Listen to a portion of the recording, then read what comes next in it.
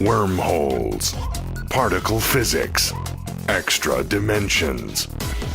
Are the wonders of so-called reality really what they appear to be? Or do we exist in an elaborate hologram? Is our universe the result of random activity or the result of intelligent design? If a creator was involved, can we discover him through our perception of divine order? This is Into the Multiverse with Josh Peck.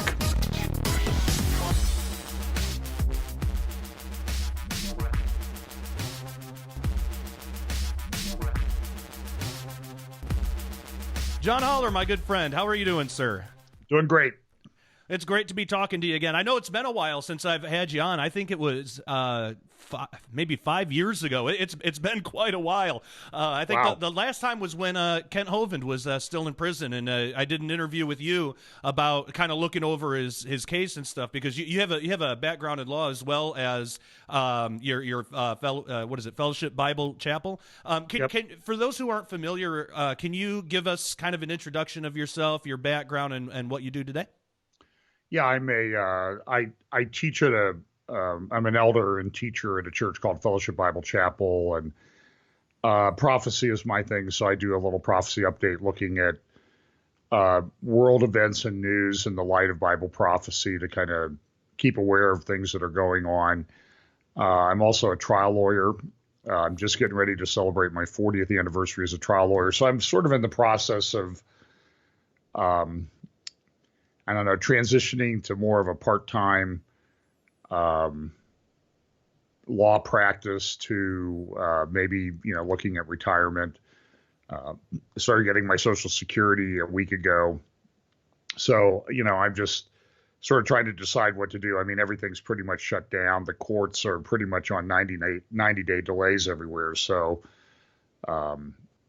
nothing much is happening in the litigation world these days. Understandable. Yeah, 40 years. That's amazing. Congratulations. That's really cool. Yeah.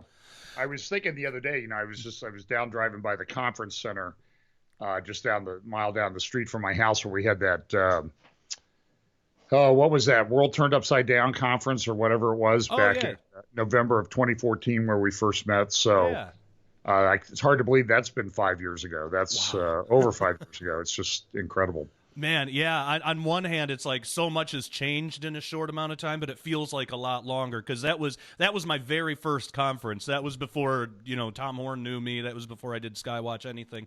I was just kind of doing my own thing, and that conference was really where I got started. That was my first time speaking in front of anybody. I did a panel discussion with a few other people, and yeah, it was a lot of fun. But so much has changed since then, because I remember the way that I used to look at kind of fringe Christian stuff, conspiracy kind of stuff. Back then, I looked at it as, and it seems like a lot of people were looking at it the same as I was, as well.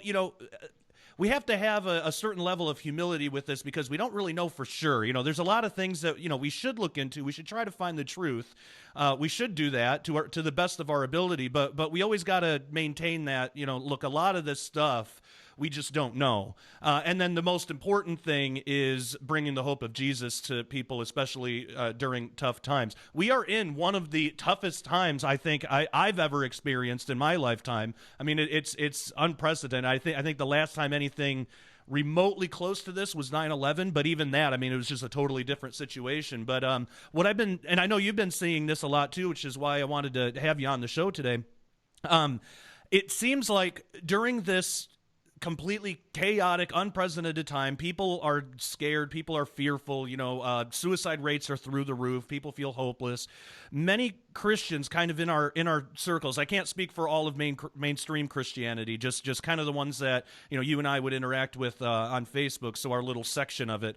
It seems like many of them, unfortunately, instead of being the light to the world, providing hope and saying, hey, look, it's going to be okay because Jesus can get you through this, and introducing people to Jesus so they can have the hope and peace that comes with a relationship with him. Instead of that, many people have went like full-blown conspiratorial, and I don't even that word, it's like when I use it, people say, "Oh, so you're just saying we shouldn't look into anything?" No, I mean, in a lot of ways, I consider myself conspiratorial as well. I think a lot of it's on the spiritual side, but that aside, they have gone so full blown conspiratorial that they'll believe things without any evidence, and then they'll get really angry if somebody else doesn't agree with it. So all they're doing is focusing on the problem. Like, for example, this coronavirus thing, they'll focus on the problem itself, what could have caused it, what's really going on, and they totally ignore the solution, which is Jesus.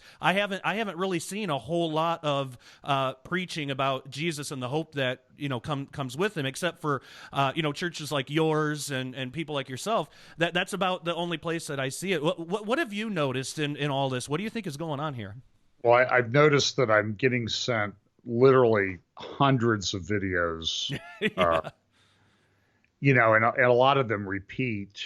And they're sort of the same themes. Let's see, the Bill Gates 5G, and it's all fake. So, I live in a real world. I do still work in business. My conclusion is I think there's a problem with the virus. Of course, now if social distancing and isolation and self-quarantining, whatever you want to call it, if that actually works, now everybody's going to say, see, I told you there was no problem. So I will disclose that I do in my practice, I have a case right now where I'm representing the Ohio Department of Health, not on this particular issue, but on another issue. So I know a little bit about how they work. I don't think they just sort of run off the deep end and jump off the cliff. I do think it's a problem. I think there are clues of things. I think that one thing I've noticed is that everybody wants to talk about the narrative by pushing their narrative, Right. That may or may not be based in reality or not. And a lot of times I will just I will do what lawyers do. I will ask very pointed questions of people who might send me something about 5G. And I see you did an interview recently with someone about that particular issue. My view is that I see this breaking out all over the place where there's not 5G, and I think it's just very bad science. Yeah. I think the term that your guest used, and I don't remember his name, he used the phrase that correlation is not causation. And so, look, I'm a trial lawyer, been one for 40 years, and I know a little bit about proximate causation and how you prove cases in prove a case, say in a medical malpractice or product liability, or a case involving a pharmaceutical or something like that. So I've handled all those. And he was exactly right. The correlation is not causation. So, and then when you challenge people with a question, though, that, well, why is there's for example, Israel has a big problem with the virus outbreak. They've completely shut down the country, and I looked at the coverage maps for cell phone coverage because I've been there a few times, and I always get a little cell phone card to, like a Wi-Fi hotspot spot to carry around with me so I can, work wherever I am. They don't have 5G in Israel. So how is it that the virus is breaking out in all these places where there is not 5G? Yeah, exactly. But the problem too is that when you challenge people, they get really, really nasty.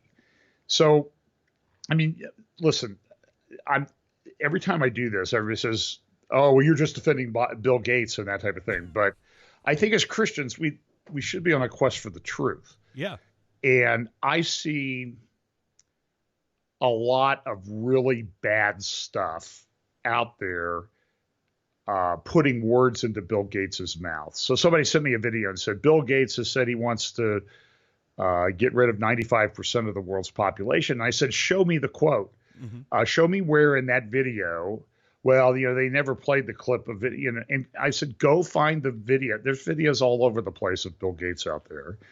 Make a transcript of them and show me where he actually said that. What did he say about vaccines and reducing population?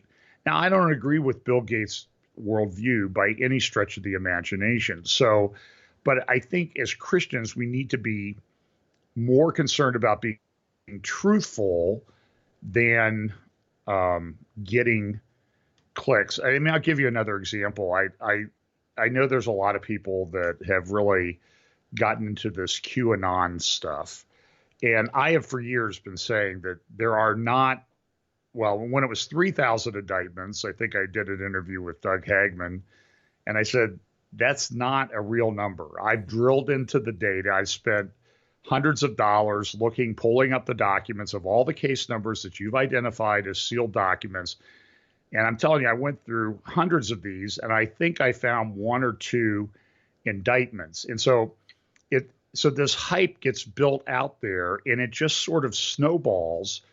So somebody sent me a video of a lady the other day and said, see, this proves that this whole coronavirus thing is a cover for the QAnon operation to take down the deep state and rescue the children. So I'm listening to this lady, and she's sitting in her dining room. We are rescuing the children. And I'm like, I'm not sure what we are doing, you sitting there in your dining room to rescue the children. And I know she wants this to happen. We know there's a problem with human trafficking. We know there's a problem with sexual abusing children and that type of thing. But we do have a system in this country. And then all of a sudden, this lady shifts to talking about that Jesus has already come. We are light beings from Pleiadians and like Michael Jackson and Princess Di, who have already ascended to the 5D Earth.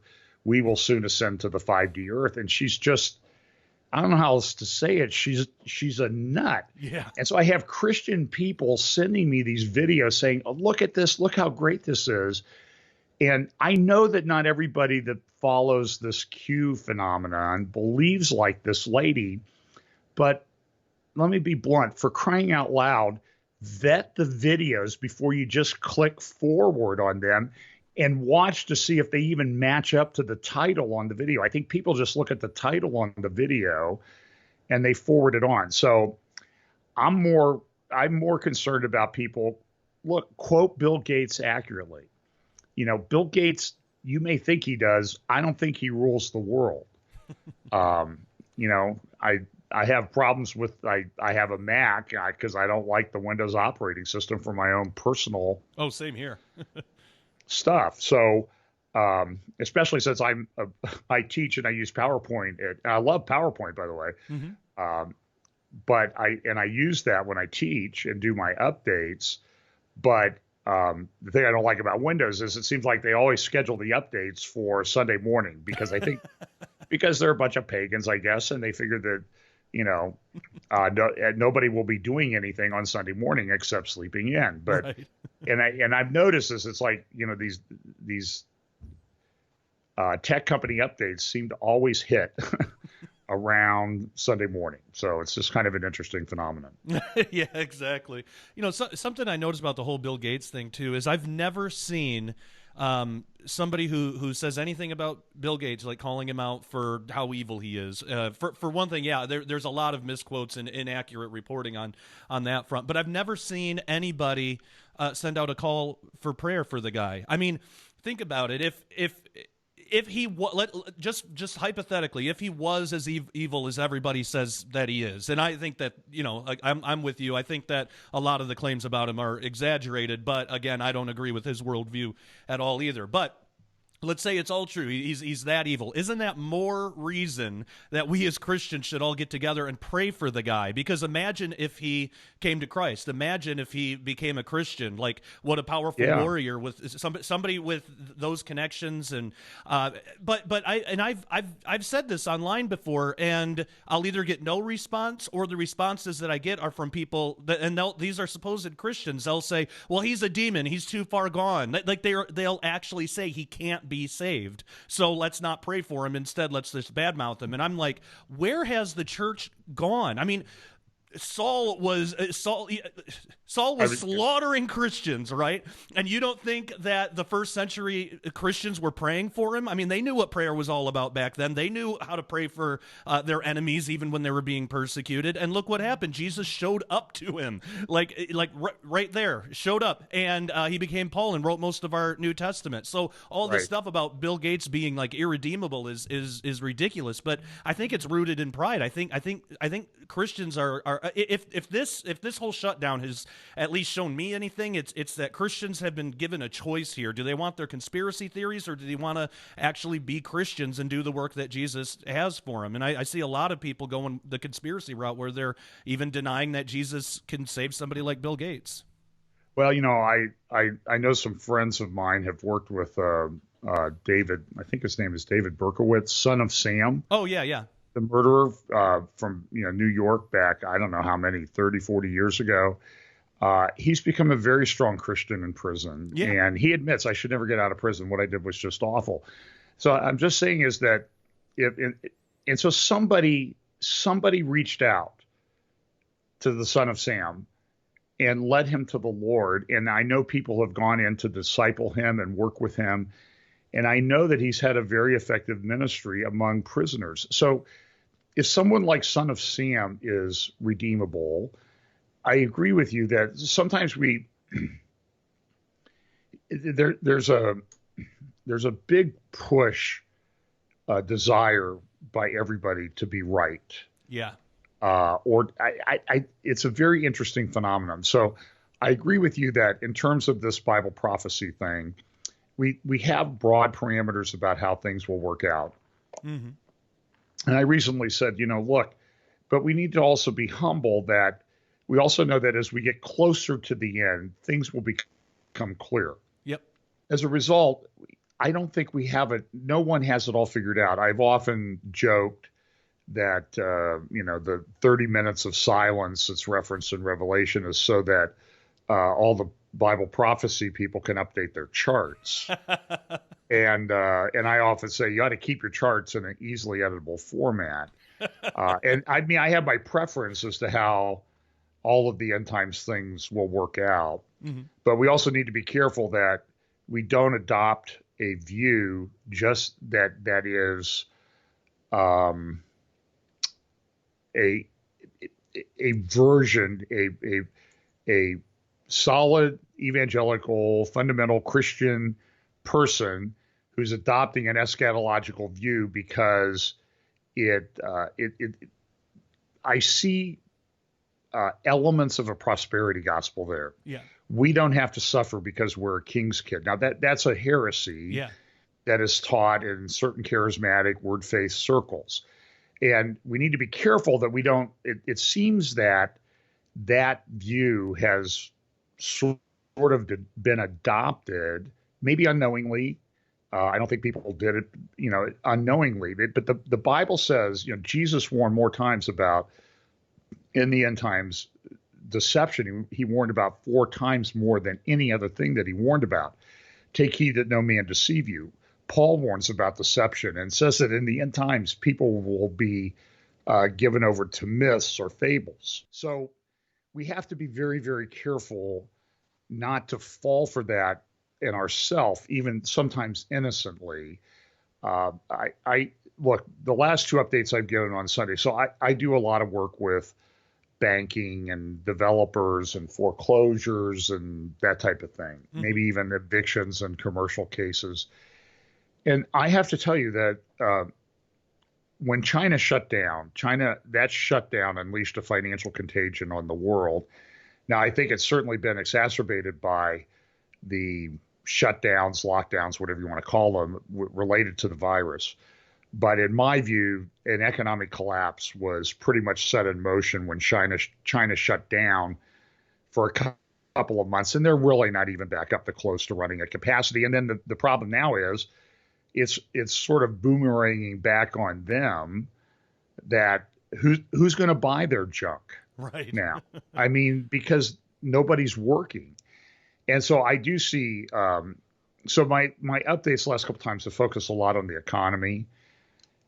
And it's, in my view, it's very, very dark, the prospects. We have an oil price war. Wells are shutting down here in the United States. Companies are cratering. I know people that work in the commercial real estate field, and they have told me that longtime tenants, we're shifting into a completely different orientation. So I'll give you 2 examples. So, for example, a business now where it has everybody working remotely suddenly realizes I don't need 10,000 square feet of office space. I can get by with 1,000 square feet because people can do, Zoom or whatever it is and have teleconferences. Yep. And now all of a sudden we've trained everybody for the last month that those are all pretty good and acceptable ways of doing business. They're also leading to some kind of funny things. I read an article this morning. I don't know if it was in one of the financial newspapers about a lady who came in and she had one of those masks on, the beauty mask, the mud. Mm-hmm. When she was doing her thing, she goes, I don't know how long I was supposed to leave this on, but I couldn't get it off before the meeting started. So some of it's kind of comical, but now everybody's going to say, look, I can get by with 1,000 square feet. And I know of businesses that have gone to their landlords and say, we're never paying rent again on our lease. We don't need 10,000 square feet. If you want to lease us 1,000 square feet on much reduced per square foot terms, we're willing to do that. And if not, we'll find somebody that will. Mm-hmm. And so what that does is, and I live in a pretty Dublin, pretty busy commerce center. There's a lot of office buildings and tech companies and that type of thing here. Largest company in Ohio is a mile from my house, the Cardinal Health. And they're just not, business is going to be done differently. Mm-hmm. But then those developers, they have loans with the bank for those developments. And I know people and companies that are tens of millions of dollars in debt for developments that they've done. How are they going to pay? And then what happens to the value of commercial real estate? So just as one of my friends told me, he said, I was just on a conference call with real estate brokers, appraisers, bank REO, that's bank REO executives. REOs are real estate owned. That's where the bank takes the property back after a loan goes bad. And their thinking was the commercial real estate values will drop initially 40%. This is stuff. This is unprecedented stuff. This is depression type things. The oil price is down. Things are cratering. Some big oil drillers have already filed for bankruptcy.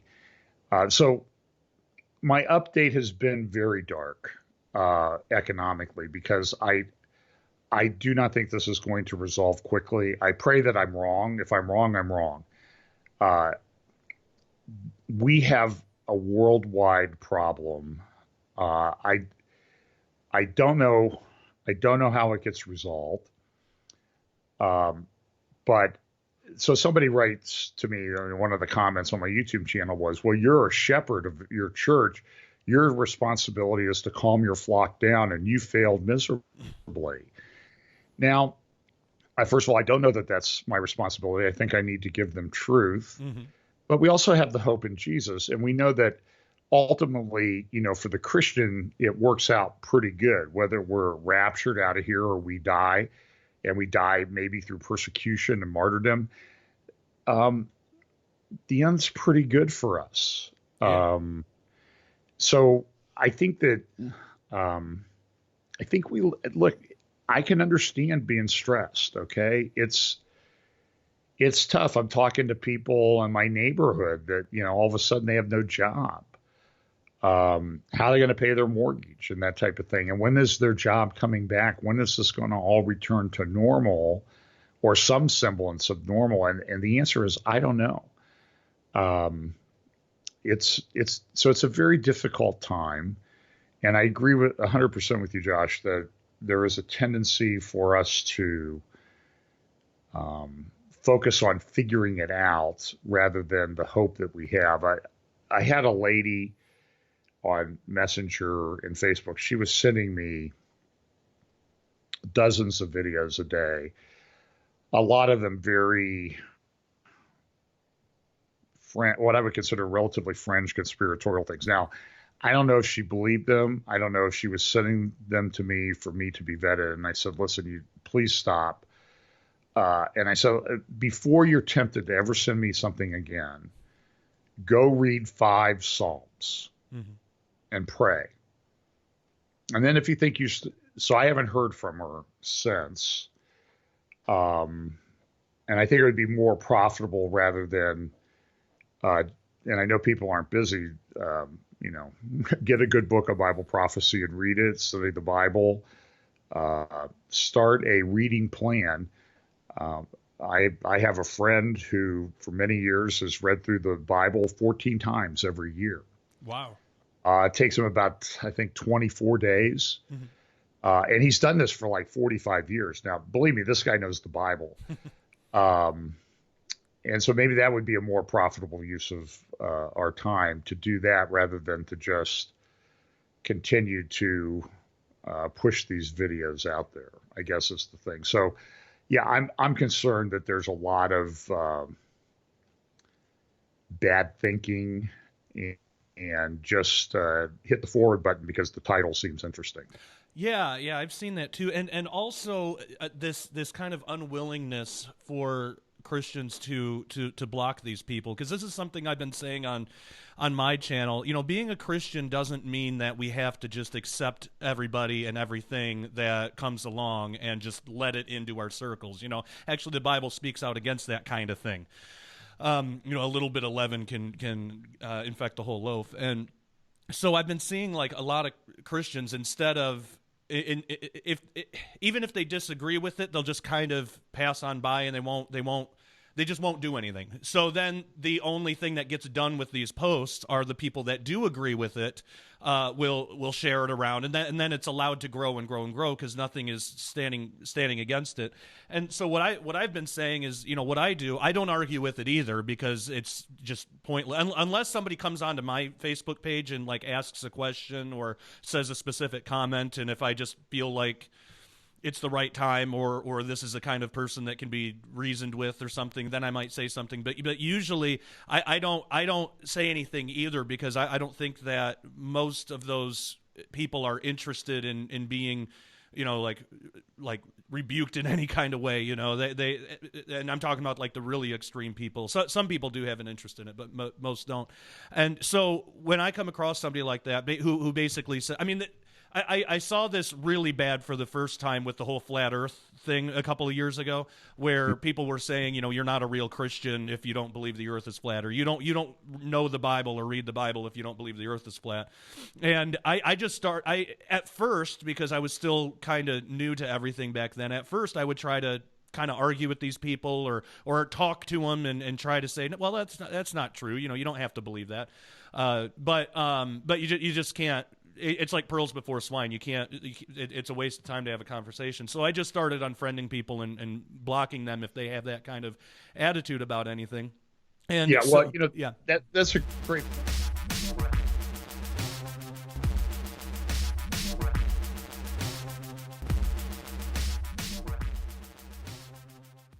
Ladies and gentlemen, prepare yourself for one of the most shocking special offers in Skywatch TV history. We proudly announce the Shadowland Ultimate Collection. For your $35 donation during this very limited time offer, you'll receive the groundbreaking new book by Dr. Thomas Horn, Shadowland, that exposes the deep state actors at war with Christianity, Donald Trump, and America's destiny. The best-selling book by Pentagon analyst Lieutenant Colonel Robert McGinnis, Progressive Evil: How Radicals Are Redefining America's Rights, Making Her Globally Irrelevant for the End Times. Author Carl Gallup's brand new book, Masquerade, that explains the supernatural forces operating behind current global events. But this critical 3-volume collection also includes the original 5-part Skywatch Television Shadowland Investigative Series on DVD, absolutely free. Moreover, this incredible series contains the never-before-released on DVD, world-exclusive behind-the-scenes interview regarding perhaps the biggest scandal and cover-up in U.S. history. So hot, we're unable to discuss the specific contents on network television involving a 2-hour investigative interview with new forensic information connected to the Robert Mueller report that may soon send shockwaves through Washington, D.C. and around the world. But we're just getting started. The Shadowland Ultimate Collection also includes the brand new, never-before-released audio series by Dr. Thomas Horn himself, The Hidden Occultism of Epstein's Orgy Island. What demonic atrocities were going on at Epstein Island, and who were the high-powered individuals involved in some of the darkest occultic activities the world has ever witnessed. The contents of this mind-boggling 3-part exclusive audio series are far too sensitive for network broadcasting and are directly from the private vault of Dr. Thomas Horn, available nowhere else. But we're still not done. You'll also receive the Best of Defender Publishing ebook collection on data disc, featuring 70 of the most information-packed, best-selling books in Defender history. These full-length works are in popular ebook formats, so you can read them on EPUB, PDF, Kindle, and other handheld electronic devices. Give this collection as the ultimate gift to somebody you know, or take them with you wherever you go. Valued at over $700 all by itself. This unprecedented collection sold separately holds a retail value of over $800. Yours now for only $35 plus shipping and handling. Don't miss this once-in-a-lifetime Skywatch TV exclusive offer, the Shadowland Ultimate Collection, available now at skywatchtvstore.com. Order online or call 1-844-750-4985.